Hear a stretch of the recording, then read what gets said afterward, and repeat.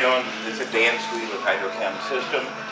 Training video for one of our clients to purchase this trailer. This trailer is designed for fleet washing. The way we set this up is this is going to be the #1 machine, which is going to handle all the low pH acidic soap.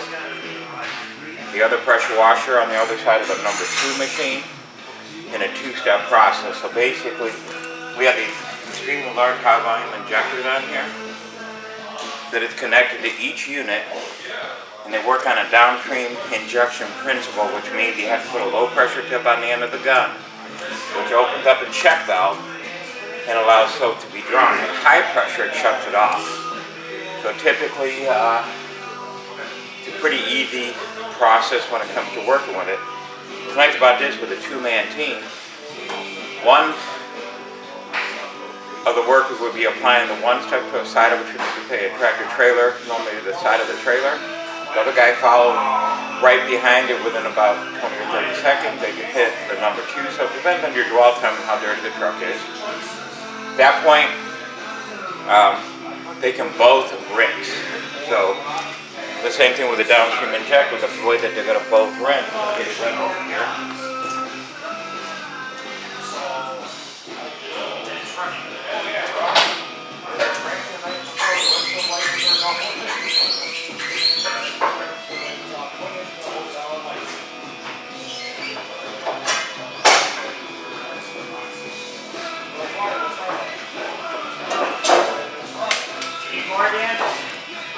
Yeah, maybe a little bit.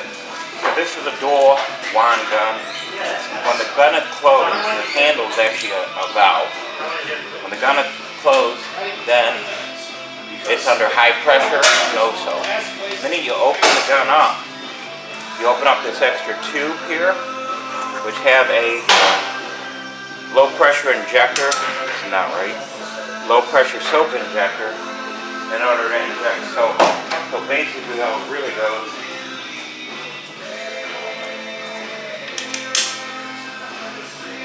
high pressure soap will come out the yellow nozzle, or high pressure water, no soap. You might have a little bit of soap that's still in the line, so it will come out at high pressure for maybe 10 seconds. And then the low pressure nozzle, which is on the end of the gun, so it actually opens both chambers. So when you got soap's coming out of both.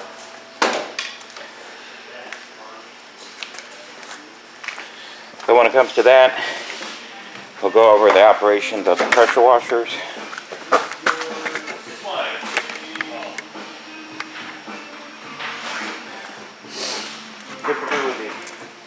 This is the Honda GX390 pressure washer.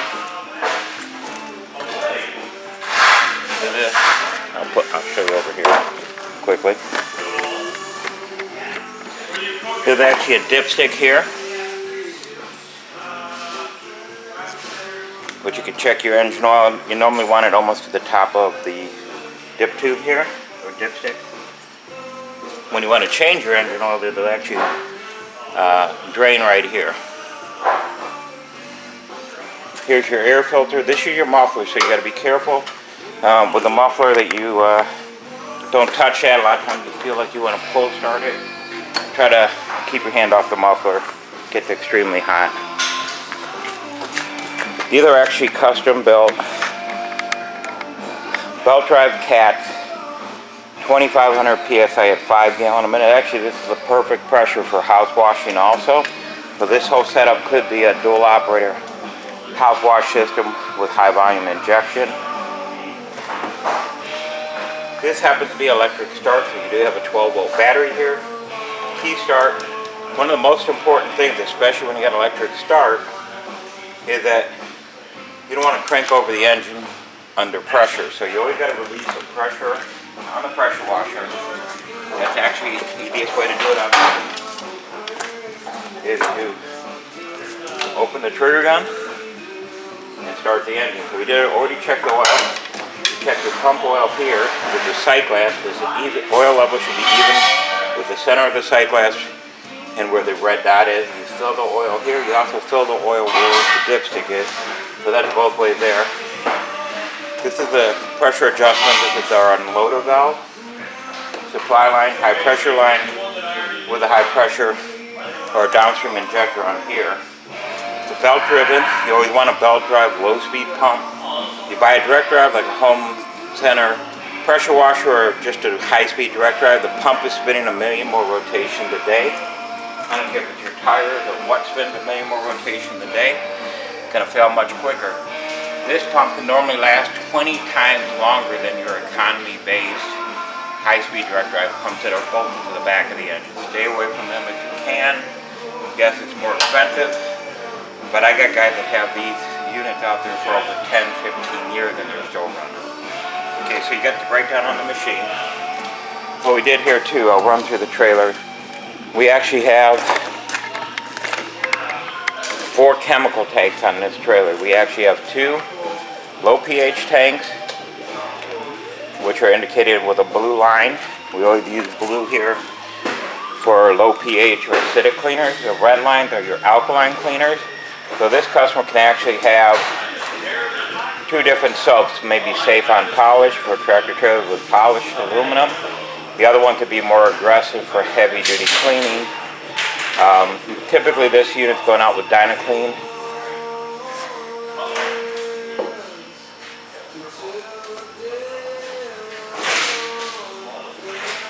We also have a 535 gallon water tank on here. It's a Tandemax, so super heavy duty trailer. You can tell we kind of go overboard on the trailers because this is actually a 2" by 6" box tubing frame, even up at the tongue. Heavy duty coupler assembly, heavy duty jack assembly, LED lights. We have large inlet filters on each unit. You can see the large inlet filter, 1 on each side. Never plumb up 2 pressure washers off of 1 pipe or 1 fitting. They could draw air in the system. I also have a large drain valve. We got 2 high pressure lines. There's 200 foot of hose on each. For pressure washing, these are the high pressure hose reels. We have a inlet hose reel for free flow because both of those units combined will actually be drawing 10 gallons per minute. We want a 1" hose reel on that. With 3/4" inlet hose. We got a spare tire, LED lights, and these are all galvanized chrome style rims so they won't rust. Kind of the rundown here. We'll go ahead and fire this up real brief and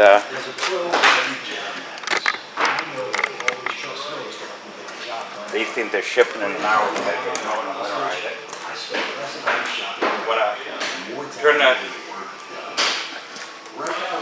Sorry about the moving the camera so much.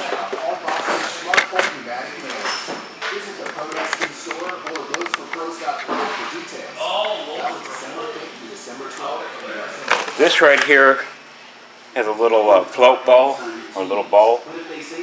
You always want to turn your fuel line valve on. You can leave this off over the winter when you're storing it. You have a choke valve here. This is the run position, so it's always going to be run. When you want to choke it, you pull it to the left.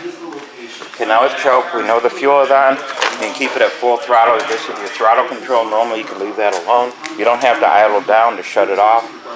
This runs just fine. Alright, I'm going to pull this back over here. I'm just going to start the engine. I'm going to pull it even back further, get a better view of the whole system. Alright, so we're going to go ahead and fire this up.